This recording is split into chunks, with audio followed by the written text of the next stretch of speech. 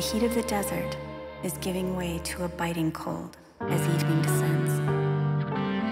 Peter wraps his clothing tighter around him as he approaches the garden with Jesus and James and John. They are Jesus' closest friends, but he finds no comfort or pride in that now. They've just come from the Passover meal, and the words of Jesus are echoing in his mind. Words like death and betrayal, and before this day is ended, you will deny me 3 times. The taste of the bread is still in his mouth, and it tastes like crushed dreams and disappointed hopes. This is not what he expected when they entered the city on a path of palm branches to the shouts of Hosanna, blessed is he who comes in the name of the Lord.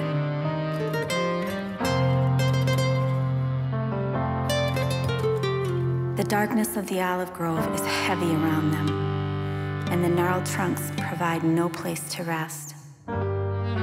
Jesus whispers, "My soul is crushed with grief to the point of death.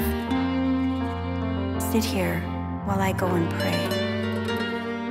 Something in Jesus' voice and eyes is startling. Is that fear? How can Jesus be afraid? The knowledge of it shoots through Peter's heart like an arrow, and he searches the face of his friends for something more familiar than this. But there's only terror and confusion. He feels the strength draining from his limbs like water, and he watches the one he loves walk a little distance from them and fall to his knees. He hears little ribbons of Jesus' prayer. He hears him praying that if it were possible, the awful hour awaiting him would pass him by, that the cup of suffering would be taken away.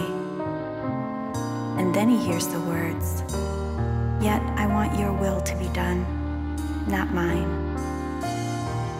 Peter's eyes feel like heavy wooden doors.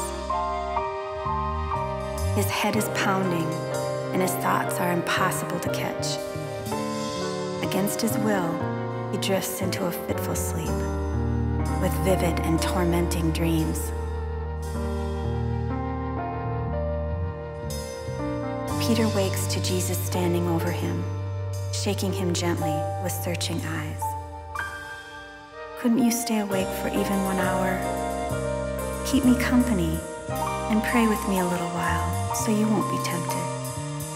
I know your spirit is strong, but your body is weak." Even here, in Peter's first betrayal, Jesus is his friend, caring for him, watching out for him. A stab of regret goes through Peter, and he shakes off the tangled cobwebs of sleep. Jesus goes to pray again. The same words, the same groaning, the same requests going up to a silent heaven. His body is shaking, and his words come in sobs. His clothing is drenched and clinging to him, and appears strangely dark. It's too much to take in, too much for Peter to grasp. Fatigue and confusion descend on him like a curtain, and he falls asleep again. Once more, Jesus shakes Peter and pleads with him.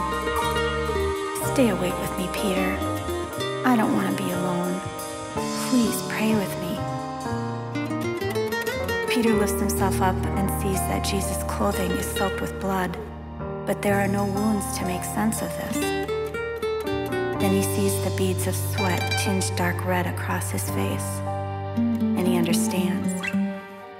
And this knowledge comes with the terrifying certainty that Jesus is actually going to die. Peter and James and John promise to stay awake, and they huddle together for warmth as Jesus goes, one last time, to pray. When Peter wakes the 3rd time, His heart sinks with the knowledge that he has already begun to deny Jesus.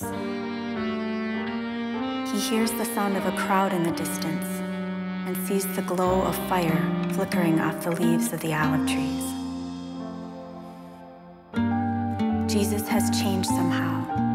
He's calmer now, and he speaks the words, "Look, my betrayer is here." Peter shivers as Judas approaches and kisses the face of Jesus, the sweat and blood leaving their mark on his lips. Jesus glances at Peter, and there is a kind reassurance in his eyes as the soldiers lay their hands on him. Where are you in this story?